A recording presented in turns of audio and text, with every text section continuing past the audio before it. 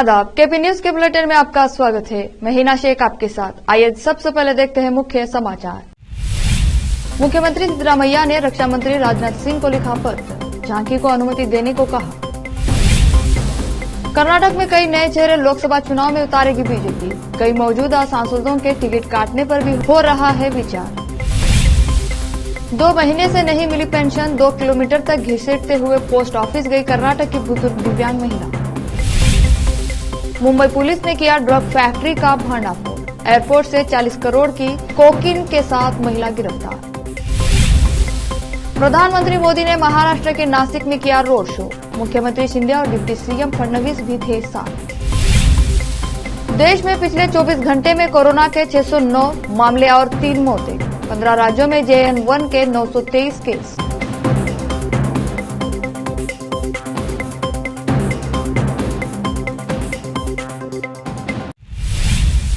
अब समाचार विस्तार से। मुख्यमंत्री सिद्धरामैया ने रक्षा मंत्री राजनाथ सिंह को पत्र लिखकर अनुरोध किया कि इस वर्ष गणतंत्र दिवस परेड में कर्तव्य पथ पर राज्य को ब्रांड बेंगलुरु थीम वाली अपनी झांकी प्रदर्शित करने की अनुमति दी जाए। केंद्र द्वारा झांकी शामिल नहीं करने पर नाराजगी व्यक्त करते हुए उन्होंने कहा कि इस फैसले से कन्नड़ी गांवों की भावनाएं आहत हुई है। सिंह को संबोधित एक पत्र में जिसे उन्होंने एक्स पर साझा किया, सिद्धरामैया ने कहा कि कर्नाटक पिछले 14 वर्षों से लगातार अपनी झांकी के साथ नई दिल्ली के कर्तव्य पथ पर गणतंत्र दिवस परेड में भाग ले रहा है। कर्नाटक ने गणतंत्र दिवस परेड में विभिन्न विषयों पर अपनी झांकियों के लिए कई पुरस्कार जीते हैं। कर्नाटक की प्रत्येक झांकी राज्य की समृद्ध संस्कृति, लोक कथाओं और परंपराओं को दर्शाती है। 2024 गणतंत्र दिवस परेड के लिए कर्नाटक द्वारा प्रस्तावित 5 विषयों में से ब्रांड बेंगलुरु थीम का चयन किया गया था। लोकसभा चुनाव के लिए अब कुछ ही महीने शेष बचे हैं। ऐसे में हर पार्टी अलग अलग रणनीति पर काम कर रही है। सूत्रों के माने तो बीजेपी कर्नाटक में कई नए चेहरे लोकसभा चुनाव में उतारने की तैयारी कर रही है। ऐसे में कई मौजूदा सांसदों के टिकट काटने पर भी विचार हो रहा है। बीजेपी के मौजूदा 25 में से 11 सांसदों के टिकट काटे जा सकते हैं। इस दौरान कई मौजूदा सांसदों ने अलग अलग कारणों से चुनाव नहीं लड़ने की इच्छा भी प्रकट कर दी है। पूर्व मुख्यमंत्री और सांसद सदानंद गौड़ा सार्वजनिक रूप से कह चुके हैं कि वे अब चुनाव नहीं लड़ेंगे। 72 वर्षीय GM सिद्धेश्वर, 72 वर्षीय रमेश जिंगजिंगानी अधिक उम्र के कारण संभवतः चुनाव नहीं लड़ेंगे। वहीं अनंत हेगड़े ने स्वास्थ्य संबंधी समस्याओं का हवाला दिया है। इसके अलावा शिव कुमार उदासी निजी कारणों से चुनाव नहीं लड़ना चाहते। 82 वर्षीय BN Bachegowda, Mangla Angadi, GS Basavaraj, V Srinivas प्रसाद और Y देवेंद्रप्पा अन्य सांसद हैं जो संभवतः इस बार चुनाव न लड़ें। कर्नाटक में एक 77 साल की दिव्यांग बुजुर्ग महिला को अपनी पेंशन लेने के लिए सड़क पर घसीटना पड़ा। बीते 2 महीने से उन्हें पेंशन नहीं मिल रही थी। उनके पास पोस्ट ऑफिस जाने के लिए किराए के पैसे नहीं थे। ऐसे में मजबूरन वह सड़क पर घसीटते हुए स्थानीय पोस्ट ऑफिस तक पहुंची। सोशल मीडिया पर उनकी सड़क पर घसीटने के तस्वीर वायरल हो गई, जिसके बाद प्रशासन हरकत में आया। अब पोस्ट ऑफिस प्रशासन ने मामले में जिम्मेदार अधिकारियों के खिलाफ जांच करने और बुजुर्ग की पेंशन तुरंत जारी करने का निर्देश दिया है। बुजुर्ग महिला का नाम गिरिजा अम्मा है। वह कर्नाटक के दावणगेरे जिले में हरिहर तालुका में रहती है। उनके बच्चे नहीं हैं, लिहाजा वो अकेले ही रहती हैं। रिपोर्ट के मुताबिक गिरिजा अम्मा चलने में अक्षम है। उन्हें स्थानीय पोस्ट ऑफिस से 10,000 रूपये की पेंशन मिलती है, लेकिन 2 महीने से पेंशन नहीं आ रही थी। तबीयत खराब रहने के चलते वह कुछ काम नहीं कर पाती है। गुजर बसर के लिए वह पेंशन पर ही निर्भर थी। ऐसे में पेंशन बंद होने से गुजारा करना मुश्किल हो गया था। उनकी ये हालत देखकर गांव वालों को अपनी गलती का एहसास हुआ। कुछ लोगों ने फौरन उनके लिए व्हील चेयर का इंतजाम किया। कर्नाटक राज्य में एक 14 वर्षीय लड़की ने एक बच्चे को जन्म दिया। इस चौंकाने वाली घटना का खुलासा 9 जनवरी को हुआ। जानकारी के मुताबिक तुमकुरू जिले के सरकारी आवासीय विद्यालय में 9वीं कक्षा में पढ़ने वाली छात्रा को मंगलवार को तबीयत खराब होने के कारण अस्पताल ले जाया गया, जहां उसने बच्चे को जन्म दिया। पुलिस ने इस मामले में मामला दर्ज कर जांच शुरू कर दी है। बताया गया है कि छात्रा हॉस्टल में रहकर पढ़ाई करती थी और हाल ही में अपने घर लौटी थी। पेट में तेज दर्द की शिकायत पर उसे अस्पताल ले जाया गया। स्कैनिंग के बाद डॉक्टरों ने बताया कि छात्रा गर्भवती है, जिससे उसके माता पिता आश्चर्यचकित रह गए। बाद में छात्रा ने बच्चे को जन्म दिया। पुलिस पूरे मामले की जांच कर रही है और यह पता लगाने की कोशिश कर रही है कि नाबालिग के साथ यौन शोषण किसने किया। संगारेड्डी जिला के जहीराबाद में जहीराबाद आरडीओ वेंकट रेड्डी ने प्रेस कॉन्फ्रेंस की। इस अवसर पर उन्होंने कहा कि जिसको भी वोटर आईडी कार्ड बनाना है या नाम और पते को सुधारना है वो तो 6 जनवरी से 22 जनवरी तक वो जल्द से जल्द कर ले। इसके अलावा जो युवक और युवतियां 18 साल के हो गए हैं वो आईडी कार्ड बना सकते हैं। जहीराबाद से कैमरामैन मोहम्मद नियामतुल्ला के साथ रिजवान की रिपोर्ट। మనకందరూ తెలిసిందే త్వరలో మనకి పార్లమెంట్ ఎలక్షన్స్ జరగబోతున్నాయి। దాన్ని దృష్టిలో పెట్టుకొని మళ్ళీ election commission of India special summer revision అనేది మనకి ఇష్యూ చేసింది। మనం 6వ తారీఖు ఈ నెల 6వ తారీఖున డ్రాఫ్ట్ పబ్లికేషన్ చేసాం। అంటే డ్రాఫ్ట్ అంటే ఆల్రెడీ మనకి గతంలో మనకి అసెంబ్లీ ఎలక్షన్ జరిగినాయి।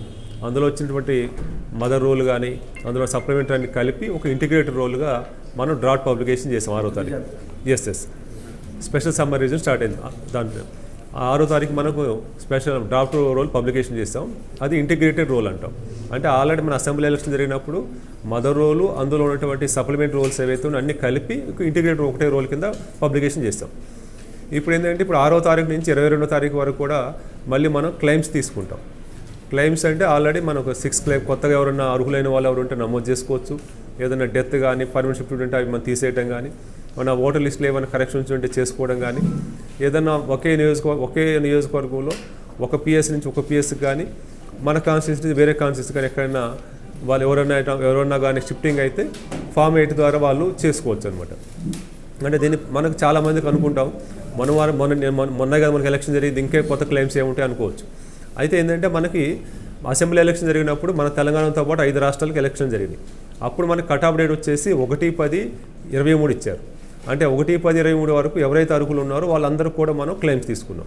అవి last date of filing of nomination అంటే ఆల్మోస్ట్ మనకి నవంబర్ 10 తారీఖు వరకు క్లెయిమ్స్ తీసుకొని వాటి అన్నిటి కూడా మనం అప్రూవ్ చేయడం జరిగింది। అయితే 1/10 మన లాస్ట్ డేట్ ఆఫ్ నామినేషన్ వరకు తీసుకున్న అప్లికేషన్స్లో మనకి 10 రోజులు మనకి టైం ఇస్తారు మనకి ప్రాసెస్ కోసం। ఈ మనకు సైట్ ఉంది కాబట్టి ఆ 10 రోజుల్లో కూడా కొత్త అప్లికేషన్లు కొన్ని వచ్చినాయి। ఆ అప్లికేషన్స్ అలాగే దాంతోపాటుగా మనం కొత్తగా ప్రాస్పెక్టివ్ ఓటర్స్ కొంతమంది తీసుకున్నాం। అంటే ఆల్రెడీ 1/1/24 ఎవరికైతే 18 సంవత్సరాల నిండి ఓటర్కి వస్తుందో వాళ్ళకి ముందుగానే ఈసారి ఎలక్షన్ కమిషన్ తీసుకుంది। 3 నెలలకు ఒకసారి ఏప్రిల్ 1, జూలై 1, అక్టోబర్ 1 అని 3 స్పెల్స్ తీసుకుంది। అంటే వాళ్ళు 17 ఇయర్సే ఉన్నారు అప్పటికి। 1/1/24 మాత్రమే వాళ్ళు 18 సంవత్సరాలు నిండుతాయి। వాళ్ళకు కూడా మనం క్లెయిమ్స్ తీసుకున్నాం। ఆ క్లెయిమ్స్ ప్లస్ ఈ ప్రాస్పెక్టివ్ ఓటర్స్ ఆల్రెడీ 1/10 తర్వాత మనకు వచ్చినట్టు కొత్త క్లెయిమ్స్ అవి ఆల్రెడీ మనకి మన దగ్గర అప్లై చేసే ఉన్నాయి। ఆల్రెడీ మనకి ఆన్లైన్లో మనకి సైట్లో ఉన్నాయి, జియో లాగిన్లో ఉన్నాయి। వాటితో పాటుగా మనకి 1/10/23 తర్వాత ఎవరైతే ఎలిజిబుల్ ఓటర్స్ ఉన్నారో అంటే ఆల్మోస్ట్ అక్టోబర్ నెల, నవంబర్ నెల, డిసెంబర్ నెల ఈ 3 నెలల్లో ఎవరైతే అర్హత వస్తుందో వాళ్ళందరూ కూడా మళ్ళీ అప్లై చేసుకోవడానికి అవకాశం ఉందన్నమాట।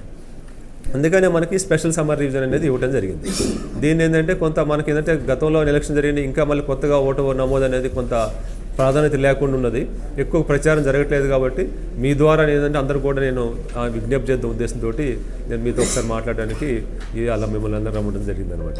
అంటే మనం ఏంటంటే తప్పనిసరిగా మళ్ళీ ఎవరైతే అర్హులైన వాళ్ళు ఎవరైనా ఉంటే 18 సంవత్సరాలు నిండిన వాళ్ళు కానీ అంటే ఎస్పెషల్లీ 18 సంవత్సరాల నుంచి ఒక 20 సంవత్సరాలు నిండిన వారు మాత్రమే మనం కొత్త ఓట్లు నమోదు చేస్తాం।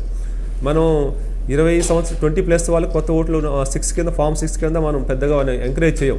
ఎందుకు చేయమంటే వీళ్ళు ఎక్కడో కూడా మనకి ఎలక్షన్ జరిగింది కాబట్టి ఎక్కడో కూడా నమోదై ఉంటారు। వాళ్ళు ఏంటంటే ఫామ్ 8 ద్వారా అప్లై చేసుకోవాలి। ఫామ్ 8 అంటే ఆల్రెడీ ఒక నియోజకవర్గం నుంచి ఒక నియోజకవర్గాన్ని కానీ ఒకే నియోజకవర్గంలో ఒక పిఎస్ నుంచి ఒక పిఎస్ వరకు కానీ షిఫ్టింగ్ కింద పెట్టుకోవచ్చు। మనం ఫామ్ 8 తీసేసుకుంటే మొట్టిగా మనకు అయిపోతుంది। లేదనుకోండి ఆల్రెడీ ఇక్కడ అతను వేరే నియోజకవర్గంలో ఒక ఫర్ ఎగ్జాంపుల్ సంగారెడ్డిలో అతను ఓటు ఉంది, అతనికి మళ్ళీ వచ్చే ఇతర మన దగ్గర అప్లై చేసుకుంటే అక్కడ ఓటు ఉంటుంది, ఇక్కడ డబుల్ ఓట్లు అయిపోతుంది। ప్లస్ ఇంకోటి ఏమున్నదంటే రాబోయే కాలంలో మనకి లోకల్ బాడీ ఎలక్షన్ జరిగే అవకాశం ఉంది। లోకల్ బాడీ ఎలక్షన్స్ కోసం కూడా చాలామంది ఏంటంటే టౌన్లో ఉన్న వాళ్ళు మళ్ళీ ఇక్కడ అప్లై చేసుకున్నారు కంటెస్టింగ్ కోసం దేనికి వాళ్ళ ఉద్దేశంతో, వాళ్ళ ఇల్లులు పొలాలు ఉన్న ఉద్దేశంతో। కాబట్టి వాళ్ళు ఏంటంటే ఫామ్ 8 మాత్రం అప్లై చేసుకోవాలి వాళ్ళంటి వాళ్ళు, అంతే తప్ప ఫామ్ 6 అప్లై చేసుకోకూడదు। ఫామ్ 6 అప్లై చేసుకుంటే ఇక్కడ మనకు కొత్త ఓటు ఇచ్చినట్లయితే అక్కడ ఓటు ఏమైంది, అక్కడ ఓటు ఒక ఓటు ఉంటుంది, ఇక్కడ ఓటు ఉంటుంది। రేపు ఏదైనా డూప్లికేట్ ఓట్లు అయితేనే రేపు ఏంటంటే ఓటర్ లిస్ట్ ఫీల్ మంచి మనకి ఏ ఓటర్ లిస్ట్ అయినా సరే డూప్లికేట్ కానీ డెత్ కానీ లేకుండా ఎలిజిబుల్ అందరూ కూడా ఓటర్ లిస్ట్లో ఉన్న ఓటర్ లిస్టే మనం హెల్తీ ఓటర్ లిస్ట్ అంటాం. కాబట్టి అలాంటి హెల్తీ ఓటర్ లిస్ట్తోనే మనం ఎలక్షన్కి పోవాలి. కాబట్టి అలాంటి వాళ్ళు ఎవరు ఉన్నట్లయితే తప్పనిసరిగా ఫామ్ 8 ద్వారా మాత్రం అలా అప్లై చేసుకోవాలి. ఇది మనకి 6వ తారీఖు డ్రాఫ్ట్ పబ్లికేషన్ అయింది. 6వ తారీఖు నుంచి 22వ తారీఖు వరకు కూడా వాళ్ళు అప్లై చేసుకోవచ్చు. ఈ నెల 22 వరకు అప్లై చేసుకోవచ్చు. 2వ తారీఖు వరకు మాకు టైం ఇచ్చారు. 2వ తారీఖు వరకు మేము దాన్ని డిస్పోజ్ అయిన టైం ఇచ్చారు. 8వ తారీఖు వచ్చేసి ఫిబ్రవరి 8వ తారీఖు వచ్చేసి ఫైనల్ పబ్లికేషన్ ఉంటుంది. వన్స్ ఫిబ్రవరి 8వ తారీఖు ఫైనల్ పబ్లికేషన్ వచ్చిందంటే ఇక మనం ఎన్నికలకు సిద్ధంగా ఉన్నట్టు లెక్క. ఇక ఎలక్షన్ కమిషన్ ఏ టైం అయినా సరే మళ్ళీ షెడ్యూల్ అనౌన్స్ చేసే అవకాశం ఉంటుంది అనమాట. ఎస్ మళ్ళీ మనకి ఎలక్షన్ కమిషన్ ఆఫ్ ఇండియా ఈ నెల 20-21 తారీఖు 2 రోజుల్లో వచ్చేసి స్పెషల్ క్యాంపెయిన్ డేషన్ అనేది మనకి అనౌన్స్ చేసింది. 20-21 2 రోజులు అంటే శనివారం ఆదివారం 2 రోజులు వచ్చినాయి. ఆ 2 రోజులు తప్పనిసరిగా మన బిఎల్ఓస్ అందరూ కూడా వాళ్ళ రెస్పెక్టివ్ పోలింగ్ స్టేషన్లో కూర్చుంటారు. అక్కడ క్లెయిమ్స్ అన్నీ కూడా తీసుకుంటారు. 6 కానీ 7 కానీ 8 కానీ ఏవైనా సరే క్లెయిమ్స్ తీసుకుంటారు. అలాగే ఈసారి ఏంటంటే ఏదైనా సరే బిఎల్ఓ యాప్ ద్వారా మాత్రం నమోదు ఉంటుంది. బిఎల్ఓ యాప్లో ఆల్రెడీ బిఎల్ఓ తీసుకున్నా సరే ఫిజికల్ క్లెయిమ్ తీసుకున్నా సరే మళ్ళీ బిఎల్ఓ యాప్లోనే ఆన్లైన్లో అప్లై చేస్తారు. అట్లా లేకపోతే ఏమైందంటే మనకి డూప్లికేషన్ వస్తున్నాయి ఈ మధ్య. ఆల్రెడీ ఆన్లైన్లో మళ్ళీ ఇయర్ ఎట్లా అప్లై చేస్తున్నారు, మళ్ళీ బిఎల్ఓ దగ్గర చేస్తున్నప్పుడు ఒకటి యాక్సెప్ట్ అయితే ఇంకోటి యాక్సెప్ట్ కావట్లేదు. అట్లా టెక్నికల్ కూడా మన ప్రాబ్లం ఇబ్బంది వస్తుంది. కాబట్టి ఏవైనా సరే ఏదైనా బిఎల్ఓ యాప్లోనే అన్నిటి కూడా మనం లాస్ట్ టైం అదే చేసిన వాళ్ళ అసెంబ్లీ ఎలక్షన్ అప్పుడు ఈ డూప్లికేషన్ సమస్య లేకుండా ఈసారి కూడా అలాగనే ప్లాన్ చేస్తున్నాం. अब लेते हैं छोटा सा ब्रेक.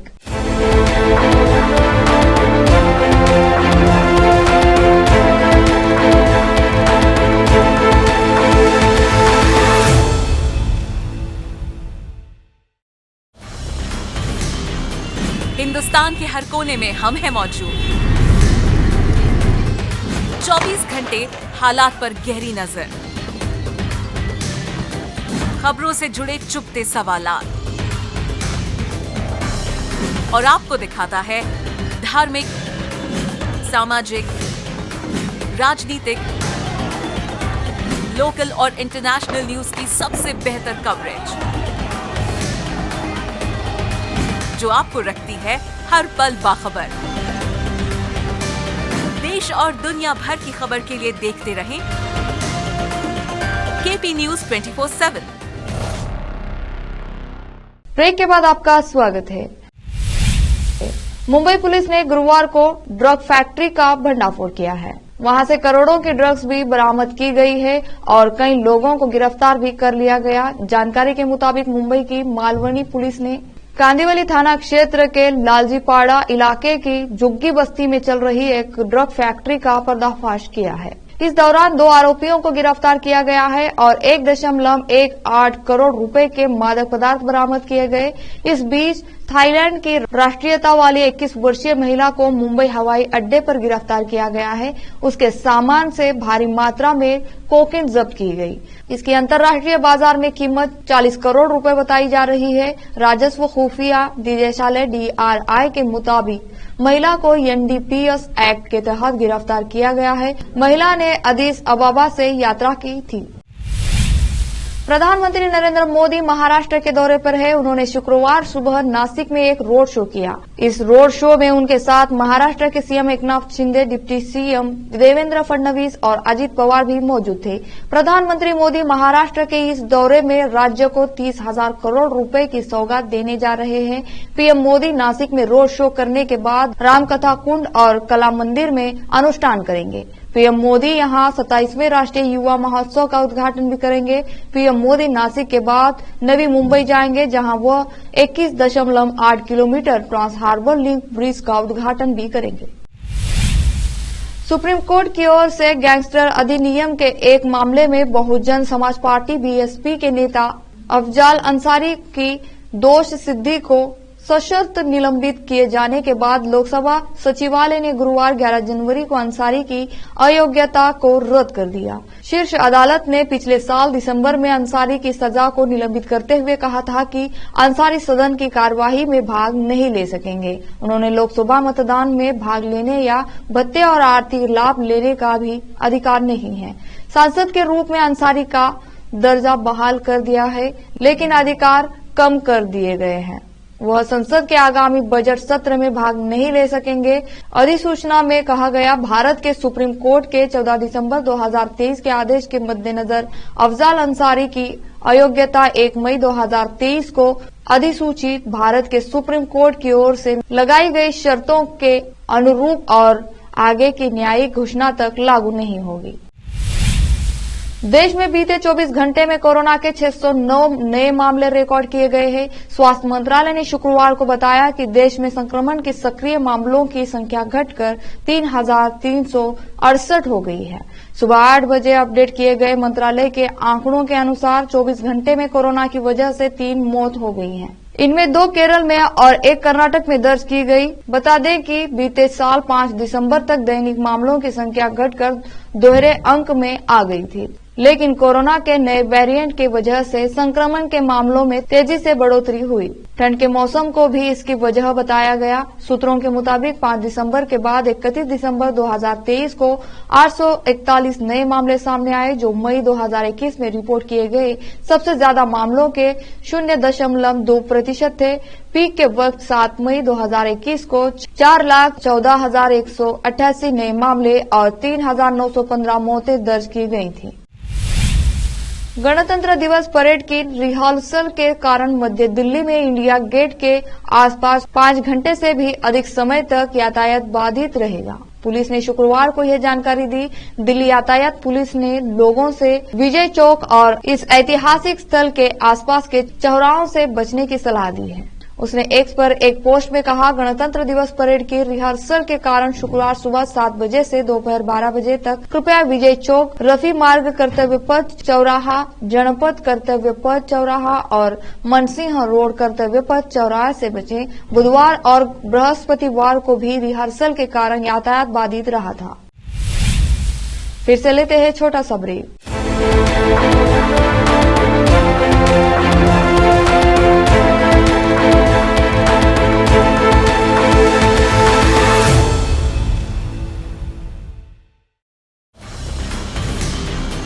हिंदुस्तान के हर कोने में हम हैं मौजूद।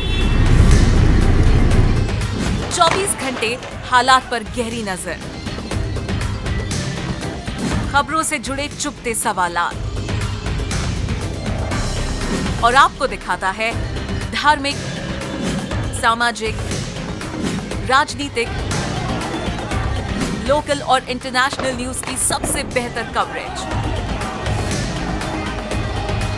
जो आपको रखती है हर पल बाखबर। देश और दुनिया भर की खबर के लिए देखते रहें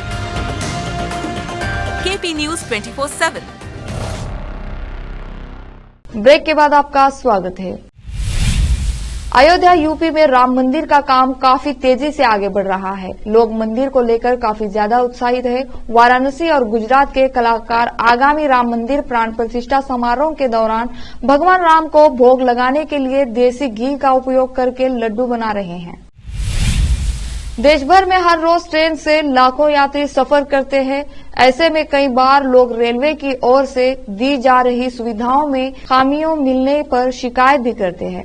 ऐसे ही एक शिकायत वंदे भारत ट्रेन में सफर कर रहे यात्री ने की। आकाश केशर नाम के यात्री ने सोशल मीडिया प्लेटफॉर्म एक्स पर पोस्ट किया कि उसे वंदे भारत ट्रेन नंबर 22416 में खराब खाना परोसा गया है, जिसके बाद रेलवे ने खेद जताया। उन्होंने लिखा, मैं नई दिल्ली से वाराणसी तक की यात्रा कर रहा हूं। जो खाना हमें परोसा गया है उसमें से बदबू आ रही है और खाने की गुणवत्ता बहुत खराब है। कृपया मेरे सारे पैसे वापस करें। ये वेंडर वंदे भारत एक्सप्रेस का ब्रांड खराब कर रहे हैं। उन्होंने इस दौरान एक वीडियो भी पोस्ट किया जिसमें ज्यादा लोग खाने को जमीन पर रख दिए और वे स्टाफ से उस खाने को ले जाने के लिए कह रहे हैं।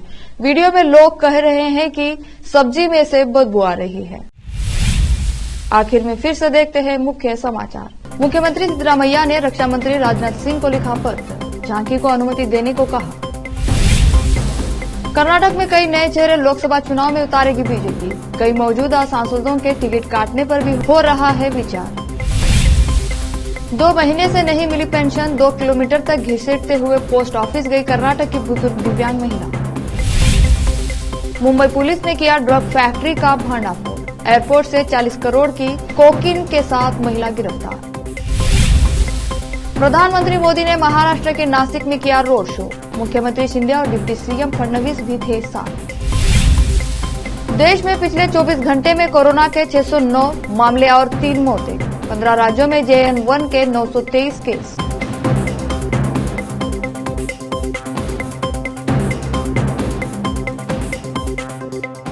केपी न्यूज के बुलेटिन में आज इतना ही। देश और प्रदेश के समाचारों के लिए देखते रहिए आपका अपना चैनल KP News 24/7। धन्यवाद।